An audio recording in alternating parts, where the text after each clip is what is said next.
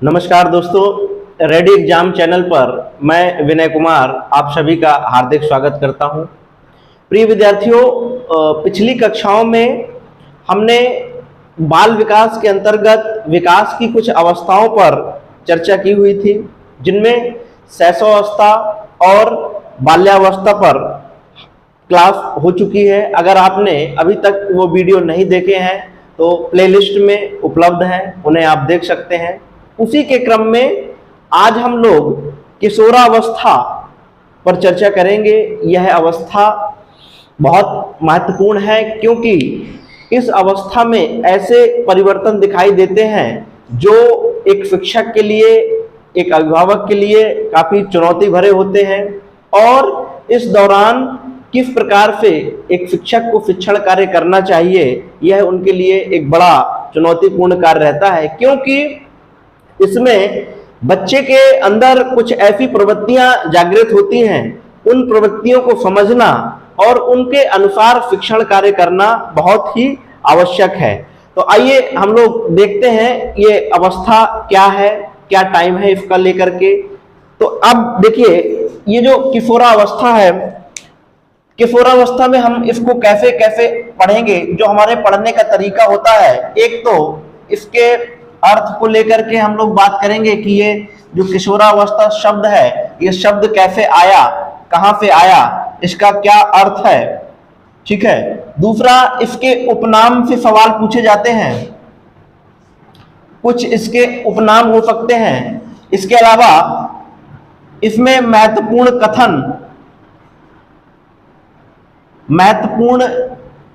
कथन है। ये जो महत्वपूर्ण कथन है ये यूपी टेट के लिए महत्वपूर्ण होंगे, क्योंकि यहां से परीक्षा में प्रश्न पूछे जाते हैं।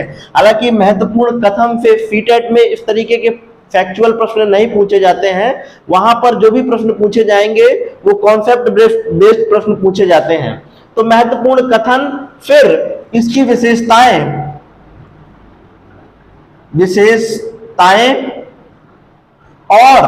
विशेषताओं के बाद इस अवस्था में शिक्षण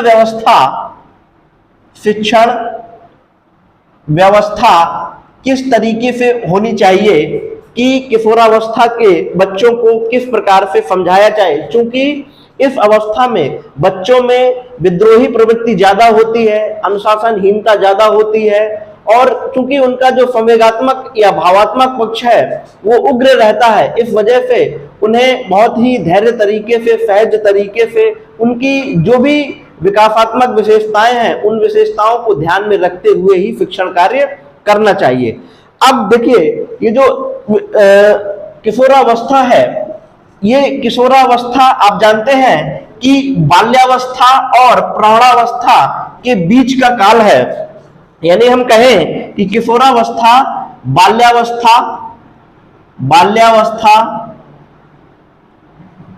एवं प्रौढ़ावस्था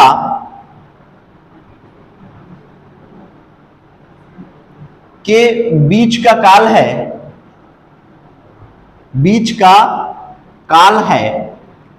अगर हम इसकी आयु वर्ग को देखें तो सामान्यतः इसकी जो आयु वर्ग है वो 13 वर्ष से 19 या 20 वर्ष तक की आयु के बच्चों को किशोर किशोरियां कहा जाता है, किशोरावस्था कहा जाता है, ठीक है। अब ये जो किशोरावस्था है इसके लिए अंग्रेजी में एडोलसेंस का प्रयोग करते हैं या एडोलसेंस कहते हैं। और ये जो एडोलसेंस है ये लैटिन भाषा का शब्द है और लैटिन भाषा के एडोलिशर शब्द से बना हुआ है, जिसका अर्थ है परिपक्वता की ओर बढ़ना। अर्थात हम कह सकते हैं किशोरावस्था परिपक्वता की ओर बढ़ना, इसको जो है हम कह सकते हैं किशोरावस्था परिपक्वता की ओर बढ़ना है। एक बार फिर से देख लो, किशोरावस्था 13 से 19 या 20 वर्ष की आयु को अंग्रेजी में एडोलसेंस कहते हैं। ये जो शब्द है एडोलसेंस लैटिन भाषा के एडोलिशर शब्द से मिलकर के बना हुआ है, जिसका अर्थ है परिपक्वता की ओर बढ़ना, ठीक है।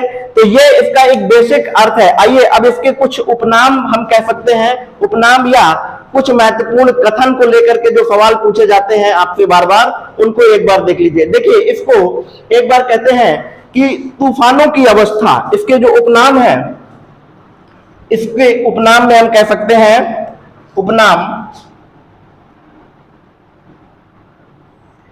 एक इसको हम कह सकते हैं तूफानों की अवस्था, तूफानों की अवस्था। अभी स्टैनले हॉल का एक स्टेटमेंट भी है कि किशोरावस्था बड़े संघर्ष, दबाव, तनाव एवं विरोधाभास, तूफान की अवस्था है। क्यों? क्योंकि इसमें अनेक प्रकार की प्रवृत्तियां ऐसी पाई जाती हैं। इस वजह से स्टैनले हॉल इसको, किशोरावस्था को, बड़े संघर्ष, तनाव, तूफान की अवस्था कहते हैं। किलपैट्रिक महोदय हैं, इसको जीवन का सबसे कठिन काल। देखिए, कल आपने पढ़ा था जीवन का अनोखा काल। यदि सवाल आए जीवन का अनोखा काल किसे कहते हैं, तो उसका आंसर हो जाएगा बाल्यावस्था। और यदि प्रश्न आए जीवन का सबसे कठिन काल, तो यह प्रश्न हो जाएगा, तो इसका आंसर हो जाएगा किशोरावस्था। इसे जीवन का बसंत काल भी कहते हैं, या हम एक नाम और दे दें इसको कि जीवन का बसंत काल, या कई लोग इसको जीवन का स्वर्ण काल भी कहते हैं। इसे एक नाम और दे सकते हैं उलझन की अवस्था, उलझन की अवस्था। इस प्रकार से इसके अनेक अनेक उपनाम हो सकते हैं। अब जैसे ये जीवन का सबसे कठिन काल, तो इसमें अगर स्टेटमेंट वाइज प्रश्न पूछ दिया जाए कि जीवन का सबसे कठिन काल किसने कहा, तो ये हो जाएगा किलपैट्रिक ने।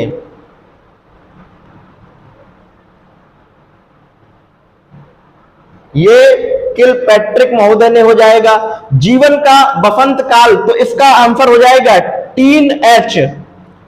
टीन एच महोदय हैं, इन्होंने इसको जीवन का बसंत काल कहा। और अगर कहें कि तूफानों की अवस्था, तो हम इसको कह सकते हैं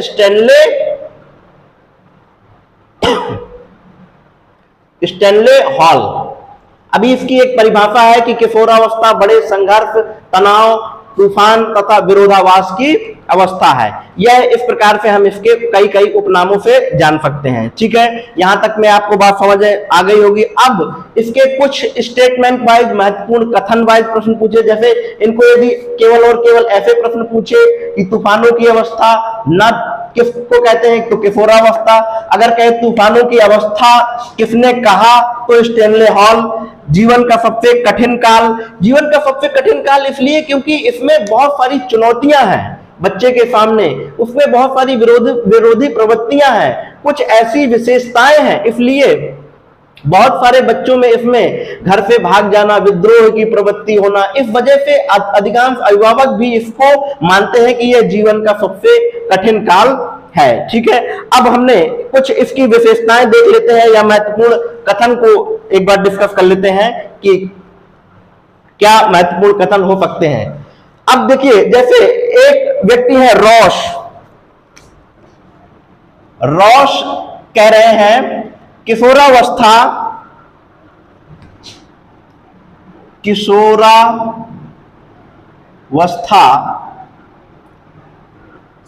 शैशवावस्था की पुनरावृत्ति है। यानी कि ये कहें या पुनरावृत्ति है या पुनरावर्तन का काल है, इस तरीके से पुनरावर्तन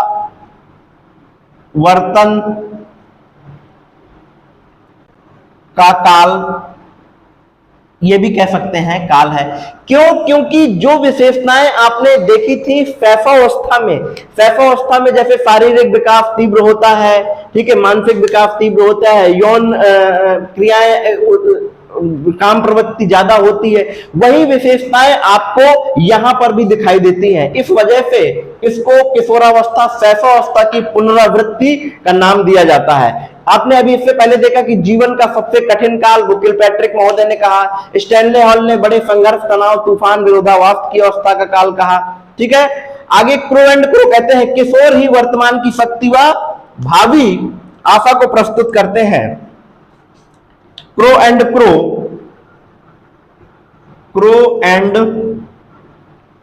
क्रो कह रहे हैं किशोर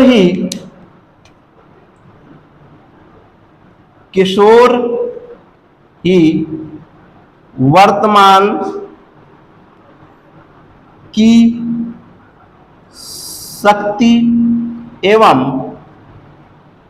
भावी किशोर ही वर्तमान की शक्ति एवं भावी आशा को प्रस्तुत, यहीं लिख देते हैं, दिखाई दे रहा होगा, करते हैं। एक बार देख लीजिए, यह स्टेटमेंट प्रूव। ये जो भी स्टेटमेंट वाइज प्रश्न पूछे जाते हैं, ये प्रश्न सामान्यतः यूपी टेट के लिए हैं, या जो अन्य राज्यों में जैसे रीट में है, रीट में इस तरीके से, एमपी में कुछ इस तरीके के प्रश्न पूछे जाते हैं। सी टेट में स्टेटमेंट वाइज प्रश्न नहीं पूछे जाते हैं, क्योंकि वहां पर कॉन्सेप्ट बेस्ड चीजें ज्यादा होती हैं, फैक्चुअल चीजें, रटने वाली चीजें वहां पर नहीं पूछी जाती हैं। ठीक है, तो यह इसके कुछ महत्वपूर्ण कथन थे। अब आइए हम लोग इसकी विशेषताओं पर ज्यादा चर्चा करते हैं, क्योंकि विशेषताएं ही इसकी सबसे ज्यादा महत्वपूर्ण मानी जाती हैं। ठीक है, तो आप हेडिंग डाल दीजिए किशोरावस्था की विशेषताएं। हेडिंग डालिए किशोरावस्था की विशेषताएं, ये आप लोग इसकी हेडिंग बना लीजिए। ठीक है, अब इसमें क्या क्या विशेषताएं, जैसी आपने शैशवावस्था में पढ़ी थी कि किशोरा शारीरिक एवं मानसिक विकास में वहां पर तीव्रता होती है, तो यहां पर भी तीव्रता ही आपको दिखाई देगी। तो एक पहली विशेषता हम कह सकते हैं कि शारीरिक एवं मानसिक विकास में तीव्रता। देखिए, अगर स्थिरता प्रश्न पूछ दे कि शारीरिक एवं मानसिक विकास में स्थिरता, तो बाल्यावस्था हो जाएगा। शारीरिक एवं मानसिक विकास में तीव्रता, तो ये किशोरावस्था हो जाएगा। ठीक है, इसमें वैयक्तिक भिन्नताएं या व्यवहार में भिन्नताएं, यह कह सकते हैं। दूसरी इसकी विशेषता है व्यवहार में भिन्नताएं पाई जाती हैं। अनेक प्रकार के व्यवहार में अनेक प्रकार की भिन्नताएं पाई जाती हैं। इसमें बहुत ज्यादा घनिष्ठ मित्रता होती है। आप देखिए, घनिष्ठ मित्रता आपने सामान्यता देखा होगा कि 14 से 15 साल के बच्चे होते हैं, जो 16 साल के बच्चे होते हैं, उनमें इतना ज्यादा अपने मित्र के प्रति लगाव होता है, मित्र के प्रति भाव होता है कि वो सुबह से लेकर के शाम तक उन्हीं के साथ घूमना फिरना, बैठना उठना, सोना, सारी जो क्रियाएं होती हैं, दैनिक क्रियाएं, अधिकांश अपने मित्रों के साथ करते हैं। यानी कि हम यह कह सकते हैं कि यहाँ पर सामूहिक प्रवृत्ति ज्यादा होती है। ठीक है, या यह हम कह सकते हैं इसके साथ में कि समूह का यहाँ पर ज्यादा महत्व होता है। तो चौथे पॉइंट में इसकी हम विशेषता कह सकते हैं समूह का महत्व।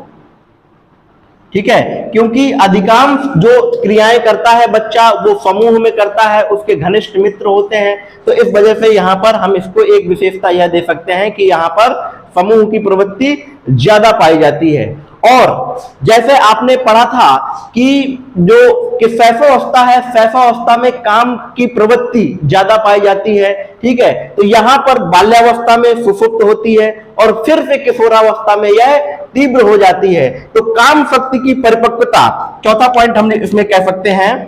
पांचवें पॉइंट में काम शक्ति या यौन ऊर्जा कह सकते हैं, काम शक्ति की परिपक्वता।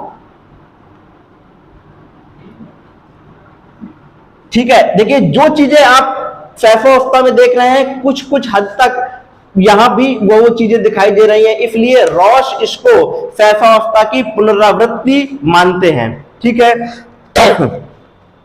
आगे इसमें इन बच्चों में समाज सेवा की भावना ज्यादा होती है। समाज सेवा की भावना आप देखो कि अधिकांश भंडारा हो रहा है, कोई देवी कीर्तन पूजा कीर्तन हो रही है, तो सबसे ज्यादा युवा वर्ग, नवयुवक वर्ग खड़ा हो जाएगा सबसे पहले। क्यों? क्योंकि इसमें किसी ना किसी वीर पूजा की भावना, ईश्वर पूजा की भावना, धर्म के प्रति ज्यादा लगाव, धर्म के प्रति विश्वास, ये सारी चीजें किशोरावस्था में बहुत ज्यादा दिखाई देती हैं। तो हम इसमें समाज सेवा की भावना, आप देख लीजिए, कोई भी काम करने के लिए कह दीजिए समाज सेवा से जुड़ा हुआ है, कहीं पर देवी रखी हुई हो, आप सबसे ज्यादा नवयुवकों को देखोगे, भंडारा हो रहा हो, सबसे ज्यादा नवयुवकों, क्योंकि उनमें यह प्रवृत्ति ज्यादा तीव्र गति से पाई जाती है। तो हम इसको मैं कह सकते हैं कि समाज सेवा की भावना, ईश्वर तथा धर्म का विकास। 7वें पॉइंट में हम इसमें कह सकते हैं ईश्वर तथा धर्म पर विश्वास या विकास, कुछ भी कह सकते, विश्वास। क्योंकि इस एज के जो बच्चे होते हैं, इस एज के बच्चों में जो माइंड सेट कर दिया जाता है वो उनके जीवन में हमेशा बना रहता है। आप किसी भी बच्चे को धर्म के बारे में ऐसी चीजें उनके मन मस्तिष्क में डाल दीजिए, वो उसके जीवन में हमेशा, इसीलिए जो अधिकांश टेररिस्ट रहते हैं वो इन्हीं ग्रुप के बच्चों को कैप्चर करते हैं और उनके माइंड में ऐसी चीजें करते हैं, इस धर्म के प्रति, अपने ईश्वर के प्रति, या कुछ ऐसी चीजें डाल देते हैं ताकि उनका माइंडसेट उस दिशा की ओर बढ़ जाता है। इसमें एक विशेषता है नायक पूजा या वीर पूजा। वो किसी ना किसी चीज को अपना आइडियल मानते हैं। नायक पूजा या वीर पूजा कह सकते हैं। वीर पूजा किसी ना किसी, जैसे मान लीजिए किसी के लिए डॉक्टर अब्दुल कलाम नायक हो सकते हैं, किसी के लिए शाहरुख खान नायक हो सकते हैं, किसी के लिए सलमान खान। वो किसी ना किसी व्यक्ति को या किसी शिक्षक को भी अपना आइडियल मान सकता है, आदर्श मान सकता है। ठीक है, तो इनमें नायक पूजा की भावना, वीर पूजा की भावना, ये सारी भावनाओं से भरे हुए ये बच्चे होते हैं। इनमें स्वाभिमान की भावना बहुत ज्यादा होती है। आगे मैं यहां पे लिख देता हूं 9वें नंबर में,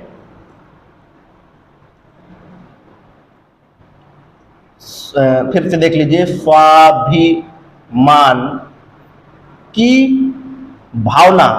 अब इसी भावना की वजह से उनमें इतना ज्यादा स्वाभिमानी होते हैं कि कई बार बच्चों को अगर किसी अभिभावक ने थोड़ा सा भी डांट दिया तो अपनी उस डांट, अभिभावक की डांट को वो इतना ज्यादा अब सीरियस लेते हैं कि कई बार घर छोड़ करके भी वो भाग जाते हैं। ठीक है, इसलिए उनमें चूंकि स्वाभिमान की भावना बहुत ज्यादा पाई जाती है, इसी उम्र के बच्चों में अपराध की प्रवृत्ति सबसे ज्यादा दिखाई देती है। और यही कारण है कि शिक्षकों के लिए भी ये बड़ा चुनौतीपूर्ण हो जाता है, क्योंकि इस अवस्था में अनुशासनहीनता की समस्या बहुत दिखाई देती है।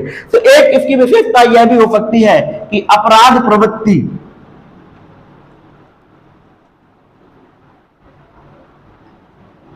13 से 20 साल के आयु वर्ग के बच्चे जो होते हैं उनमें आपराधिक प्रवृत्ति ज्यादा होती है। उनमें विद्रोह की भावना, स्वतंत्रता की भावना, कुछ भी कहा उनको तुरंत, उनको उनकी फ्रीडम पर अगर लगता है कि ये मेरी फ्रीडम का हनन हो रहा है, मेरी स्वतंत्रता पर बाधा हो रही है, तो वहीं पर ये विद्रोह करना शुरू कर देते हैं। तो यह कह सकते हैं हम इसमें स्वतंत्र व विद्रोह की भावना। एक लास्ट पॉइंट पे इसमें देख लेते हैं, स्वतंत्र व विद्रोह की भावना। ठीक है, और इसमें व्यवसाय की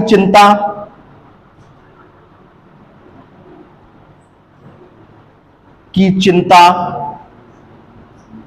रुचियों में परिवर्तन,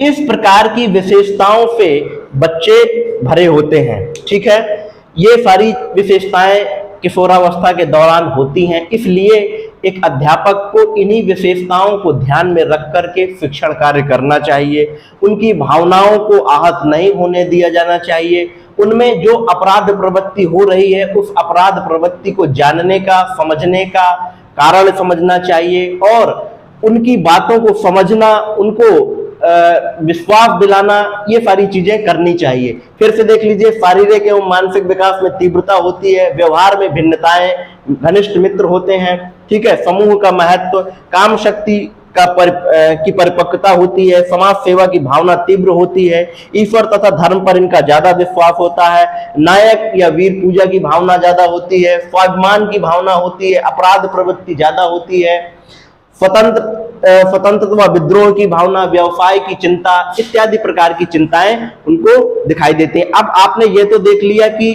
ये सारी चीजें होती हैं, तो अब इसमें शिक्षण कार्य कैसे करना चाहिए। तो शिक्षण कार्य में आप कह सकते हैं कि एक अध्यापक को परामर्शदाता की भूमिका निभानी चाहिए, उनको सही तरीके से व्यवसाय के चयन में, शिक्षण विषयों के चयन में परामर्श की भूमिका निभानी चाहिए। दूसरा, उनके भावनात्मक पक्ष में सहायता देने की आवश्यकता होती है, ठीक है। और यह कह सकते हैं कि शिक्षण बहु विधि प्रणाली के आधार पर होना चाहिए, ठीक है। तो इस प्रकार से शिक्षण कार्य किया जाएगा उनकी विशेषताओं को देख करके, तो निश्चित रूप से चीजें ठीक होंगी, ठीक है। तो अब आपने देख लिया कि इसमें किशोरावस्था, शैशवावस्था, बाल्यावस्था, तीनों अवस्थाओं से जुड़े हुए हमने सारे पहलुओं पर बात की। अब आप जो प्रीवियस पेपर है उन प्रीवियस पेपरों को उठाइए, विकास की अवस्थाओं से संबंधित जैसे भी जहां पर भी परीक्षा में प्रश्न पूछे गए हैं उन प्रश्नों को दोहराइए, और विकास के सिद्धांत जो भी पूछे गए हैं, सीटेट में विकास के सिद्धांत बहुत बार बार पूछे जाते हैं, उनको दोहराइए, अभ्यास करिए, और धीरे धीरे आपके सारे के सारे प्रश्न सही हो जाएंगे, ठीक है। जो भी चीजें नहीं समझ में आए आप लोग कमेंट करिए, हम आपके कमेंट का रिप्लाई करेंगे, और आप इसी तरीके से आगे जुड़े रहिए।